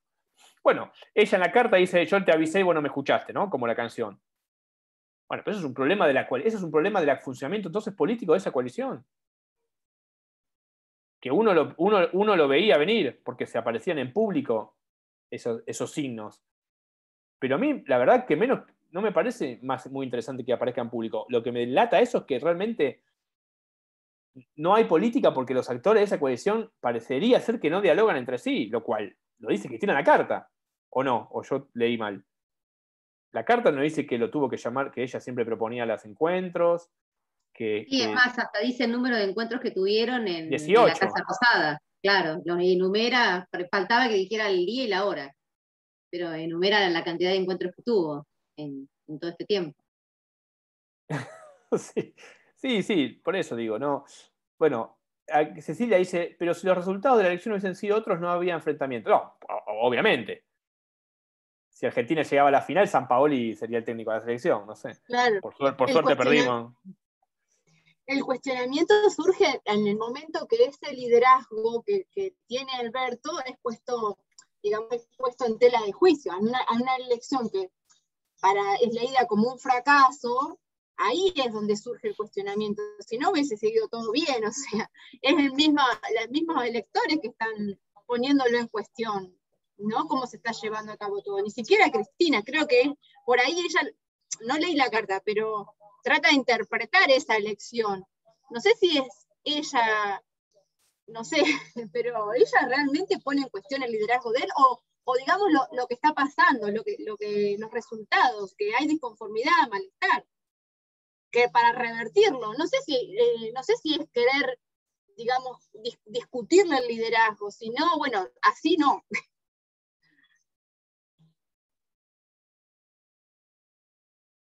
Yo la leí la carta y digamos, lo que me generó fue todo lo contrario. O sea, me parece que sí, que en esa carta ella lo expone de tal manera que de alguna manera, porque es muy pilla, es muy pilla y es muy viva, o sea, discursivamente sabe lo que dice y lo que deja de decir, y a mí me dio la sensación en esa carta que es como que ella reivindicó su liderazgo por sobre el de Alberto. Esa fue la sensación que a mí me dejó la carta en sí. Como que, bueno, si algo había que discutir, discutamos a ver quién es más líder que quién. Esa fue lo que me generó a mí en un principio. Y tiene sus aciertos y para mí también tiene sus desaciertos, porque me parece que no correspondía. Y capaz que Laura se va a acordar mejor que yo, pero tuve la sensación como cuando Alfonsín de alguna manera también lo retó a De la Rúa, algo por el estilo. Fue Claro, algo similar. eso no fue bueno. Yo No creo fue que bueno. yo soy una de las personas que sostiene que eso fue lo que terminó de destruir el gobierno de la Rúa. El poco poder que tenía se lo quitó. Y acá Cristina, mi lectura es que ni siquiera pone en duda el liderazgo. Ella nunca consideró que Alberto tuviera ningún tipo de liderazgo. Ella es la única líder. Yo te puse ahí y sos presidente porque yo lo decidí. Y al decir esas palabras, creo que no pone en duda nunca un liderazgo, nunca se lo dio. Y Claro. que más, personalmente creo que nunca lo tuvo. Sí, bueno.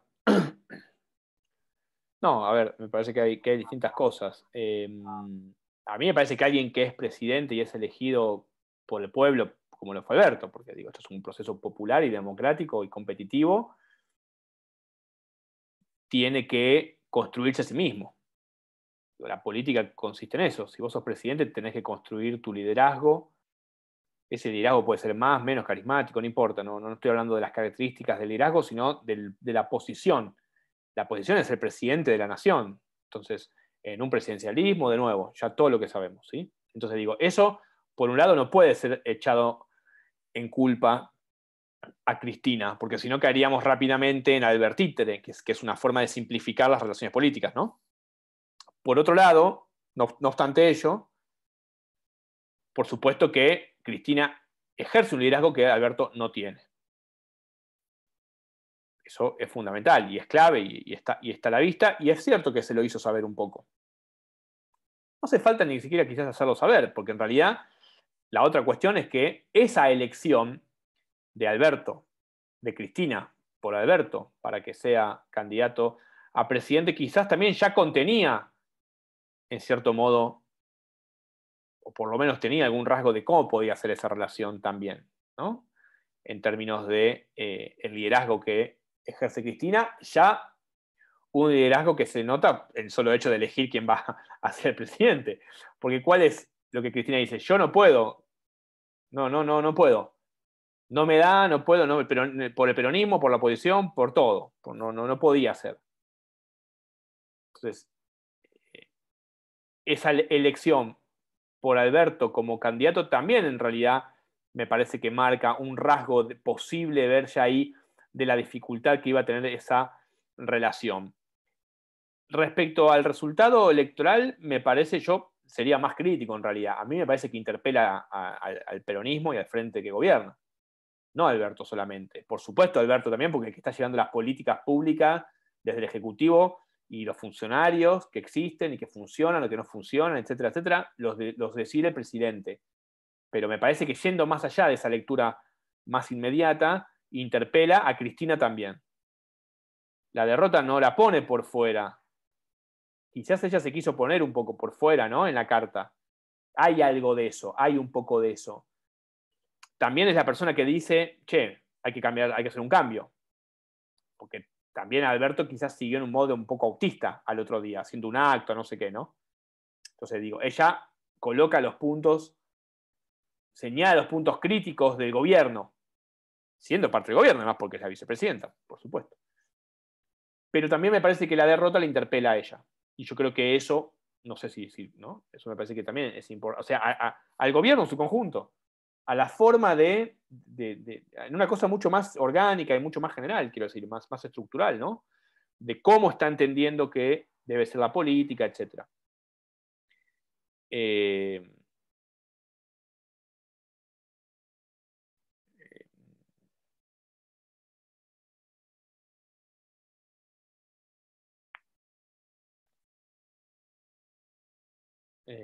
Sí, sí, o sea, había también, alguien dijo algo, creo que, no sé si Cecilia o también Candela.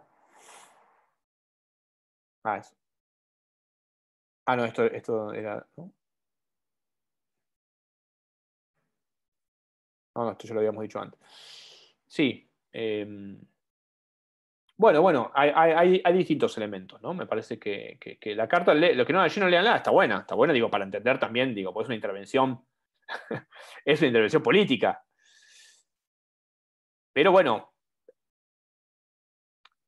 a mí lo que me llama la atención es por qué hacerlo de ese modo, porque para mí sentarse al otro día y cagarse a puteadas o decirse lo que hay que decir, relanzar el gobierno, eso me parece fundamental y bastante básico, por otro lado. Digo, analizar, ¿no? Porque también hay que analizar lo que pasó. Analizar como nosotros lo estamos intentando hacer acá, cuando digo analizar. Digo, sentarse, analizar, pensar. Sí. Escribir una carta de ese modo me sigue pareciendo un poco raro. A mí me sigue pareciendo bastante sintomático de cómo porque si él no le contesta a los llamados, tenemos un problema. Ese es el punto. Porque yo no creo que Cristina mienta. Si ella revela una verdad del gobierno en esa carta, que creo que es lo que quiere hacer, está revelando una verdad gravísima. Que es que el presidente no le contesta los llamados, o ella tiene que decir cuándo ir, y que la está operando por detrás con Biondi, con el vocero, que esa fue la parte más grave. Como diría también, digamos, los estudios del populismo, también aparece el rasgo paranoide, ¿no? El rasgo paranoide del populismo. Digo, pero esa acusación es gravísima. El vocero del presidente espía a la vicepresidenta y la opera en Clarín. Bueno, ya empieza todo eso. A mí me parece que esas son formas también, no son las formas de explicar qué pasa con los problemas políticos, ¿no? No, porque ahí ya es de todo, bueno, sí, ¿no? Entonces, a mí me parece que todavía eso también está en proceso. No porque Mansur trabaje 3 horas más por día, la cosa se va a solucionar, ¿no? Pero bueno, esas son gestos, son cambios, digo, son superestructurales, diríamos, ¿no? Hay problemas mucho más. Me parece que sí hay un diagnóstico de la situación política. A ver, me parece que sí hay algo interesante lo de Cristina, es que ella lo que está diciendo también es, hay un diagnóstico de la situación política en Argentina que yo lo tengo de hace tiempo, que incluso es económico, y que no es ni siquiera confrontativo, ni populista, ni mucho menos, por el contrario, bastante consensualista con las otras fuerzas políticas, y vos no tomaste cuenta de esto. Yo creo que también hay algo ahí, y vos no estás operando sobre este diagnóstico de la realidad. De nuevo, digo, eso me parece que es muy acertado de ella, pero de nuevo, que tiene que ver con la economía, con los precios, con los empresarios, con los sectores con los que se podría hacer alianza para realmente solucionar problemas argentinos, de la economía argentina que están vinculadas al desarrollo de ciertos sectores, etcétera, etcétera. Pero si eso no se traduce en la coalición políticamente, la coalición no funciona, listo, ya está. Quiero decir, lo que ella, la carta me parece que expone eso, que no hay funcionamiento político, o no me gusta la palabra diálogo político, pues también incluso está eso, ¿no? En la carta, ¿no?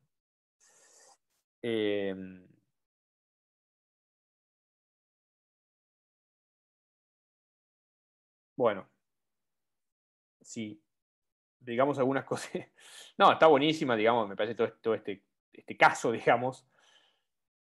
Sí, léela porque yo la leí varias veces, de hecho. Ahora la voy a volver a leer un día esto. Pero la primera vez la leí como 3 veces y digo, bueno, a ver. Y empecé a marcar, ¿no? En detalle. También, digamos, de nuevo, es una coalición y es normal que tenga esas tensiones, por otro lado. Digo, quedan claras que hay ciertas tensiones, digamos, el albertismo con el kirchnerismo, con la cámpora, ¿no? Para decirlo de algún modo. Porque el Guado de Pedro, ¿no? Que es el primero que presenta la renuncia, bueno, todo esto, ¿no? El tema es también cómo eso es procesado. Y eso también quizás hable de la institucionalidad. No para santificar la institucionalidad en el sentido, sino porque tiene que ver con procedimientos que no están efectivamente aceitados, ¿no? Ahí sí de cara a la sociedad, me parece. Por eso también es importante cómo la coalición procesa su crisis, digamos, ¿no? Después, una cuestión fundamental, bueno, esto que decíamos antes, ¿no? Que Touch marca, ¿no? Es que, entonces, la cultura política coalicional de Israel es de baja identidad, y ahí vuelve una idea de Panebianco, porque el modelo originario es movimentista. Entonces, eso ya casi, ¿no? Por eso digo, interesante ver quizás la experiencia de Cambiemos, que igual ahí el que hegemonizó la coalición fue Cambiemos, y no el radicalismo. Este texto, además, es del 2011, lo cual ustedes tenían también el texto de Gabriel Bomaro, ¿no? Para trabajar la cuestión de la coalición y la institucionalización. Bueno, ese texto está bueno, más actual, periodístico incluso, más, ¿no? Con un tono más y analítico también. Permitiría quizás ver un poco más, ¿no? Que en realidad, volviendo a lo de antes, ahí digo, si Cristina fuese la presidenta, si la coalición fuese las partes fuesen la misma, y Cristina fuese la presidenta, no se hubiese producido esto. ¿Por quién le va a mandar una carta a Cristina en público? Si Alberto fuese el vicepresidente, pongamos, no le va a mandar una carta a Cristina. Entonces digo, también hay un problema digamos, ahí sí, hay un tema de liderazgos y de las posiciones de esos liderazgos. Entendemos normalmente que, o lo normal sería que el lugar que tiene Alberto sea el de Cristina, porque el líder del movimiento es el que gobierna en funciones de presidente. El ejercicio del poder lo tendría ella, lo debería tener ella. Bueno, marca bueno, nada, no digo nada nuevo, digo, pero si uno va al término más de la biblioteca, ¿no? Y de los casos empíricos, bueno, salvo Perón en el exilio, pero eso es un caso aparte, porque el peronismo está proscripto. Por lo tanto, lo que Perón hace es mantener vivo el movimiento, incluso contra lo que acá adentro, ¿no? El sindicalismo, básicamente de Bandor, ¿no? Conspira, ¿no? Contra el propio Perón para construir otro peronismo, ¿no? Y que Perón, de una forma única en la historia, no sé qué caso hay, los revolucionarios rusos, nada más que estaban afuera y seguían ahí, ¿no? Agitando y llegan al país y hacen la revolución. Pero que una persona esté 18 años afuera del país y mande cartas y cassettes, realmente, y esa voz, ¿no? Como diría, ¿no? El Liceo Verón, Silvia Segal y Verón, ¿no? No sé, el libro ese que es muy lindo, Perón, con Germán, no sé si con Germán, en la materia de Germán Pérez ven algo, ¿no? Perón entre la sangre, no. Los fundamentos discursivos del peronismo, ¿no? Es un libro muy lindo de Liceo Verón y Silvia Segal, que analizan, obviamente, la construcción del discurso en el peronismo, pero también analizan esa voz que está en el exterior, ¿no? La capacidad que tiene esa voz desde Madrid de mantener la idea, ¿no? Es muy fuerte eso, ¿no? La idea de algo que a Irigoyen le costó un montón, inclusive, ¿no? Digamos, por ejemplo, cuando cuando está bien, también cuando cae derrotado, ¿no? El irigoyenismo le cuesta mucho. Surge otro liderazgo, que es el de Alvear. Bueno, en fin, hay ciertas, ¿no? Cuestiones muy, muy, muy interesantes. Entonces, la pretensión hegemonista o la pretensión movimentista impide consensos largos, ¿no? Dice Tach, impide consensos largos. Son alianzas para construir hegemonía más que para construir entonces este tipo de consensos que las coaliciones deberían requerir, por otro lado. Es interesante el texto, sobre todo visto todo lo que discutimos, me parece que, y ahora que yo lo sigo, que lo estoy diciendo y pensando más que discutimos todo esto y charlamos, que está buenísimo porque es como la historia presente nuestra, tiene bastante sentido, ¿no? Entonces, para él la idea de coalición se asocia a la idea de hegemonía en estos movimientos históricos, no a la idea de coalición en un sentido...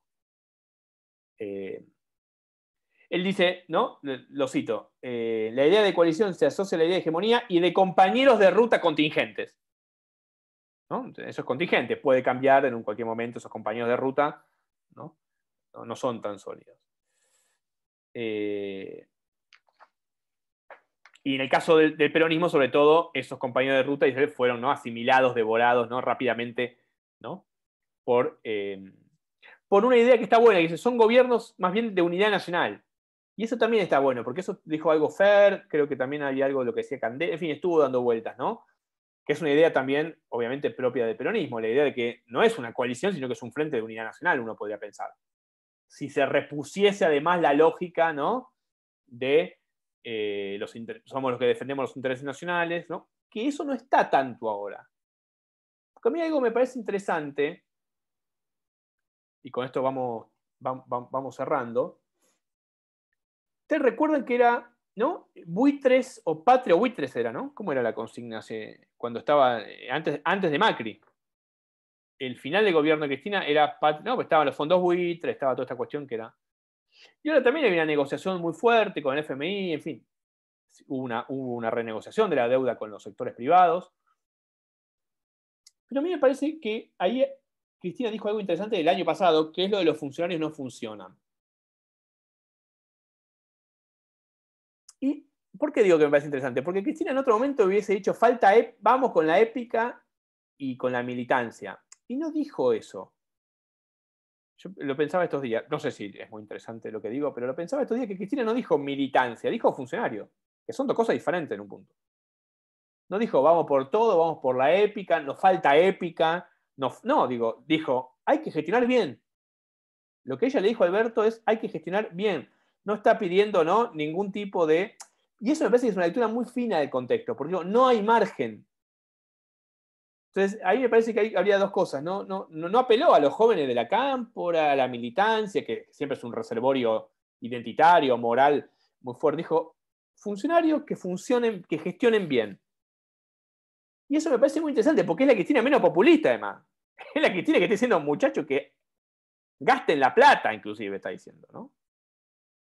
Porque al otro día de que perdió las elecciones salieron los números del Ministerio de Educación y lo que no se había devengado. Y muchas veces apretar un botón, Digo, de políticas públicas, educativas, en fin. Digo, también salieron esas... Le haría un agregado a eso. Le haría a la frase que dijiste de Cristina, le haría un agregado, porque de hecho ella les dijo, los que no quieren trabajar por la causa, que se busquen otro trabajo, que se vayan a su casa y que se busquen otro trabajo. ¿Fue la misma charla o fueron dos intervenciones diferentes? ¿No fueron dos diferentes? Ah, ¿la misma? No, me parece que es la misma. Sí, por lo menos en los medios lo vi así, como la misma. Es verdad. Sí, busquen su laburo, dijo. De hecho usó la palabra laburo, que también es una, ¿no? Que usó una palabra popular también, ¿no? Claro, sí, completamente popular, no les dijo, ¿viste? Claro, sí, completamente popular. No, me parece... Vayan a laburar. Bueno, porque ella, no, pues ella, por eso digo, porque también el lugar de ella es otro. La posición desde donde denuncia es diferente. Entonces, a mí lo de los funcionarios, y la apelación al funcionario y no al militante me parece muy interesante, que en general no está dentro, ¿no?, del repertorio populista, para decirlo rápidamente, a los que le dicen populista todo el tiempo al gobierno. Quizá el gobierno, lo que dice Candela, quizá le falta hacer populismo. En el mejor sentido. o en el sentido de generar en realidad una serie, ¿no?, no porque haya que radicalizarse, a mí no me parece, cuando radicalizarse al pedo, perdón que lo diga así muy rápidamente, lo digo ahora ya que estamos terminando, como muchos dijeron desde incluso estando fuera del país, no, el gobierno tiene que no, el gobierno tiene que, el problema no es radicalizarse o no radicalizarse, me parece como un infantilismo político total, el punto es si está dando cuenta, y tampoco lo que dijo Cristina, por eso Cristina dijo que hay que radicalizarse, hay que funcionar lo que funcionen. No dijo hay que reivindicar la patria. En fin, digo, si ustedes miran el repertorio conceptual de ella, es mucho más, mucho más bajo, ¿no? Que una persona intensa, digamos, en su discurso. Claro, la idea de nuevo es verdad, sí, tal cual, exacto, lo que dice Gastón, va en ese sentido, ¿no? Esa idea ya la había dicho cuando fue la presentación del libro, que ella dijo, ya había pensado que iba a ser Alberto, ¿no? No, fue la presentación del libro. ¿Qué año fue eso? ¿2019? ¿2018? Lo de Alberto fue 2019, pero sinceramente el libro, 2000... Sí, tal cual, exacto. Y eso me parece que es interesante, porque es también el político que ve la coyuntura, ¿no? Y que piensa, bueno, cómo intervenir en cada momento. Y eso es muy Maquiavelo, ¿no? Eso, digo, lo de Maquiavelo es interesante porque cómo tiene que actuar un líder en un contexto determinado, ¿no? Eso es muy importante. Y eso de Alberto no lo tiene. Alberto es un administrador. No lo digo mal, lo digo, es un administrador, es el que resolvió una situación para el peronismo y al mismo tiempo se compró un problema. O sea, resolvió uno y se compró otro. Eso es lo que Cristina... Entonces digo, es una carta que es muy... Es una carta compleja tal como es Cristina, ¿no? Porque es una persona compleja en todo el sentido positivo de la complejidad, y en todo lo que supone la idea de complejidad en una personalidad política única. Es una personalidad política única, ¿no? Me parece que hay alguien antes, Juan me preguntaba qué pienso. Bueno, un poco eso, ¿no? Al final terminó la clase como que dándole un poco la razón a Cristina, parecería ser, ¿no? Yo no quería hacer eso, no quería decir eso, y no. Y tampoco lo estoy diciendo directamente, ¿no? Pero me parece que... sí. Me parece que bueno, que hay que volver a leer la carta. Yo digo, leamos de nuevo la carta y no sé, cuando nos volvamos a encontrar hacemos 10 minutos ponemos en común la carta. Bueno, entonces, lean el texto, es un texto muy, más o menos que hemos cubierto un poco y ya el tema. Y el miércoles que viene ya van a ver con Consti, van a ver el texto de Cruz y sobre tú, Cruz, y Corral y Foresti, porque también vamos a ver las coaliciones legislativas. Digo, nosotros vimos como muy la coalición política y bueno, y hablamos mucho de política, que está bien, digamos, ¿no? O intentamos hacer análisis político, me parece que en realidad hay que decirlo de este modo, ¿no? Que es un ejercicio que hay que hacer cuando uno lee los textos, pues si no los textos parece que flotan en el aire. Entonces traten de leer todo y ya la semana que viene les damos las consignas para el examen, ¿sí? El 19 y lo van a tener que devolver el 22. 19, 20, 21 y van a tener un par de días para hacerlo, ¿sí?